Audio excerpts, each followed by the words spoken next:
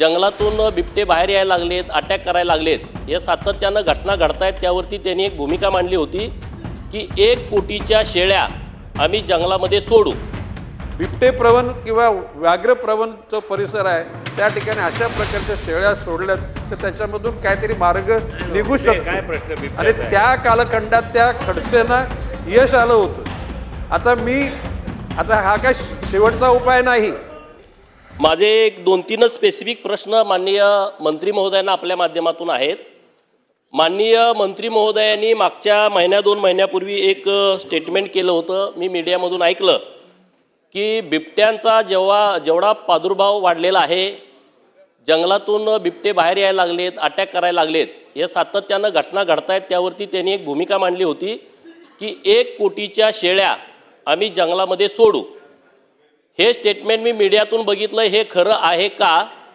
हे जर खरं असेल तर माननीय मंत्री महोदयांच्या लक्षात ही बाब आलेली आहे की बिबट्यांच्या अधिवासामध्ये त्यांचं खाद्य मिळत नाही म्हणून ते बाहेर पडतायत। आणि हे जर बाहेर पडत असतील तर सरकारनं पर्याय काय आहे? 1 कोटीच्या शेळ्या म्हणजे 20,000 रुपयाला एक शेळी आहे। 500 शेळ्या तुम्ही सोडणार कुठं? शेळी ही माणसाळलेली आहे, इकडून सोडली परत दुसरे कोण घेऊन बाजारात दुसऱ्या विकून निघतील, हा काय पर्याय होऊ शकत नाही। परंतु मंत्री महोदयांनी अत्यंत अभ्यासपूर्ण ही मांडणी केलेली आहे की बिबट्याला जंगलामध्ये खाद्य मिळत नसल्यामुळं तो बाहेर येतोय, मग त्याला पर्याय काय आहे? तर माझा प्रश्न हा आहे की तुम्ही मेंढपाळांना जंगलात जाणं बंद केल्यापासून बिबट्या बाहेर यायला लागलेला आहे। जंगलामध्ये जेवढे मेंढपाळ जात होते तोपर्यंत हा बिबट्याचा आणि कुठल्या जंगली प्राण्याचा त्रास हा गावकऱ्यांना शेतकऱ्यांना नव्हता।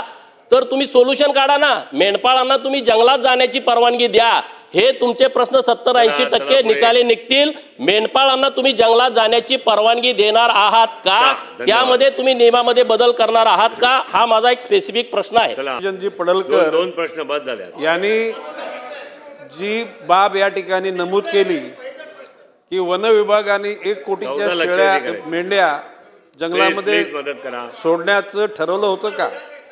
अध्यक्ष महोदय, आपल्या माध्यमातून मी गोपीचंद पडळकरांच्या प्रश्नाला उत्तर देताना सभागृहाला सुद्धा माहिती देऊ इच्छितो की खडसे नावाचे एक अधिकारी जे शिरूर भागामध्ये, आता ते रिटायर्ड झाले, त्यांनी अशा प्रकारचे ज्यावेळेला बिबट्यांचे हल्ले ज्यावेळेला त्याने तो तिथे प्रयोग केला होता आणि तो प्रयोग यशस्वी झाला होता। बाब अशी आहे की एखाद्या मुलाला किंवा शेतकऱ्याला किंवा एखाद्या माणसाला मृत झाल्यानंतर 25 लाखाचे वन विभागामधून रक्कम दिली जाते। बाब असे की त्या खडसे मला भेटले, त्यांनी सांगितलं की साहेब तुम्ही जर का 4 माणसाचं मृत्यू झालं तर 1 कोटी द्यावे लागतात। तर अशा प्रकारच्या ज्या ठिकाणी बिबटे प्रवण किंवा व्याघ्र प्रवण जो परिसर आहे त्या ठिकाणी अशा प्रकारच्या शेळ्या सोडल्यात तर त्याच्यामधून काहीतरी मार्ग निघू शकतो आणि त्या कालखंडात त्या खडसेंना यश आलं होतं। आता हा काय शेवटचा उपाय नाही, परंतु गोपीचंद पडळकरांनी जी बाब सांगितली की मेंढपाळांना त्या ठिकाणी जंगलात जाण्यास मनाई केल्यामुळे हे प्रयोग झाले, म्हणजे हे हल्ले वाढले, काही प्रमाणामध्ये त्यांच्या म्हणण्यात तथ्य आहे आणि म्हणून मेंढपाळांना जंगलामध्ये जायला मनाई मी स्वतः सांगितले, त्यांना मनाई करू नका।